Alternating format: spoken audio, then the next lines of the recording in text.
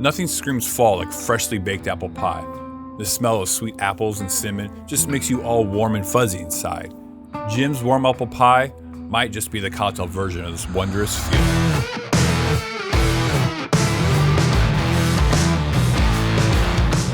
My name is Carl, and welcome to Alchemix, where I'll teach you how to create craft cocktails and improve your home bartending skills. Some of you may be thinking that Jim's warm apple pie is named this because we put Jim Beam in it. It's not, because whenever I think of this dessert, I think of the movie American Pie. The film may have defined a decade in my opinion, and it's definitely inspired this drink. If you've seen American Pie and you chuckled, thanks, your sense of humor is terrific. If you haven't, you can roll the dice and decide to watch the movie or not.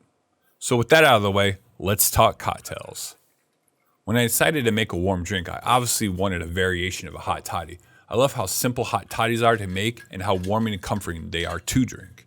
Jim Beam Apple provides that cider flavor I was looking for to bring a slightly sweet, clean, apple-forward taste to this cocktail. I created a homemade caramel syrup for depth, the recipe for which I have linked in the description. This recipe is more fluid than other caramels, making it easier to use and mix into your drink. Caramel and apple alone do make for a sweet drink. Maybe a little too sweet for me, but adding some fresh lemon juice makes all the difference. The citrus tones down the sugary flavor and really ties the cocktail together. Garnished with a cinnamon stick to include the core fall spice, it is the perfect way to add another hint of apple cider flavor. Thanks for watching our recipe for Jim's Warm Apple Pie.